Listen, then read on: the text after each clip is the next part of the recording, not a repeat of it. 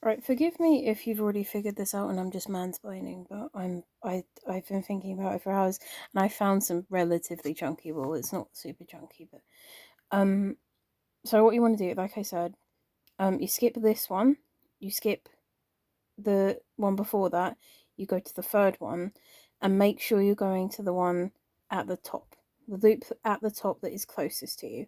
You go to that one. Okay, like that. I'm going off camera, apologies. Take it through. Ignore the way I hold my thingy hook. I hold it very stupidly.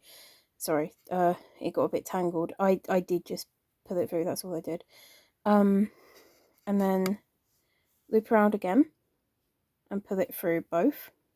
Okay, and now you've got the first step of that.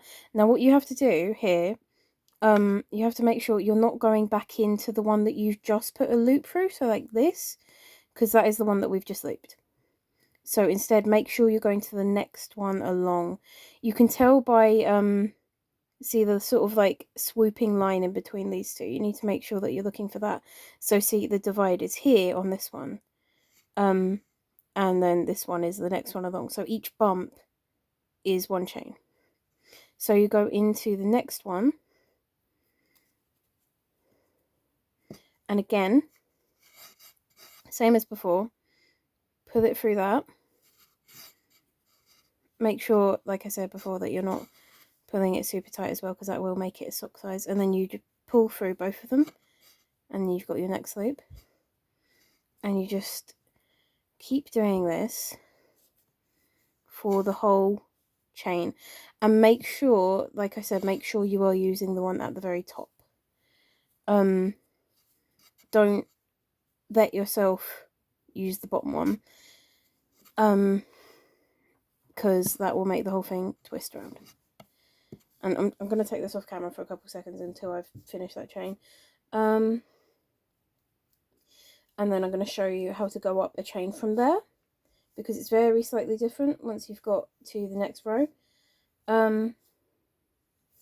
So once you get to this bit here, so you've only got one left, you want to go into this little knobbly one at the end, otherwise you're going to unintentionally decrease. Now this one, I always use my nails anyway, because my proprioception isn't fantastic, so I can't just shove it through, but it's best to use your nails on that one, because that one's usually tighter than the others. So you do the same thing, make a loop and then make another loop through it, and then you make another loop, so you've got an extra loop at the end here, and then you turn it around, and then what I do is I skip 1, 2, 3, and I go into the fourth one, because I find if you go into the third one, that starts increasing it. I don't know if that's the correct method or not, but you know, who cares. So you know, same as before, you've got 2 loops and you put it through both. There we go. So then just continue that for the rest of the row. And it is something that takes getting it wrong a few times to realise what you've got wrong. I have no doubt that this is not actually informative at all and will not help, but you know, I just thought I could probably try to demonstrate it somehow. And also, when you get up onto a layer where you're going back into something that you've already, like, so obviously the chain is what's called a single crochet, and then the next chain along is a double crochet. It will be a triple crochet if you look it up on an American website, because Americans are fucking weirdos. But then what you'll find once you're onto the double crochet is that you'll have 2 lines at the top. You'll have one here, this bit, and one here, this bit. Because they kind of like, they form this like V shape. You want to go into the one that's closest to you. So still on the top, always in the top.